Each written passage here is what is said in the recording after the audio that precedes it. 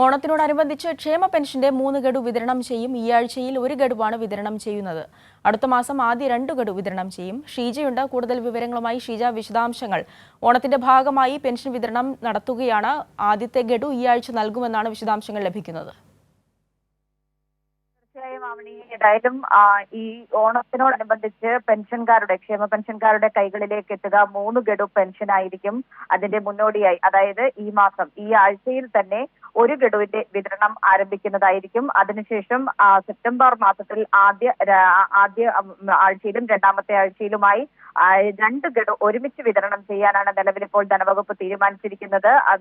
അതിന്റെ വിതരണം എന്ന് പറയുന്നത് ഓണത്തിന് മുൻപ് തന്നെ പൂർത്തിയാക്കുന്ന രീതിയിലാണ് നിലവിലിപ്പോൾ ക്രമീകരിച്ചിരിക്കുന്നത്. അപ്പോൾ ആകെ നോക്കുമ്പോൾ ഓണത്തിന് മുന്നോടിയായി പെൻഷൻകാരുടെ കൈകളിലേക്ക് എത്തുക 60 ലക്ഷത്തോളം വരുന്ന പെൻഷൻകാരുടെ കൈകളിലേക്ക് എത്തുക 3 ഗഡു പെൻഷനായിരിക്കും എന്നുള്ളതാണ് എടുത്തു പറയേണ്ടത്. കാരണം പെൻഷൻകാരെ ആ രീതിയിൽ ചേർത്ത് പിടിച്ച് മുന്നോട്ട് പോകുന്ന സർക്കാരാണ് LDF സർക്കാർ എന്നുള്ളത് നേരത്തെ തന്നെ നമുക്ക് അറിയാവുന്നതാണ്.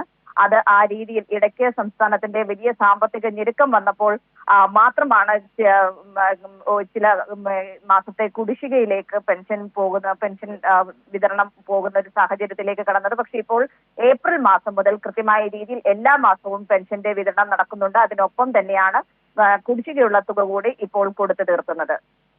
ആവണി. ശരി, ഓണത്തോടനുബന്ധിച്ച് ക്ഷേമ പെൻഷന്റെ 3 ഗഡുക്കൾ കൊടുത്തു തീർക്കും. ആദ്യത്തെ ഗഡു ഈ ആഴ്ചയിൽ തന്നെ കൊടുത്തു തീർക്കും. വിശദാംശങ്ങളാണ് ഷീജ നൽകിയത്.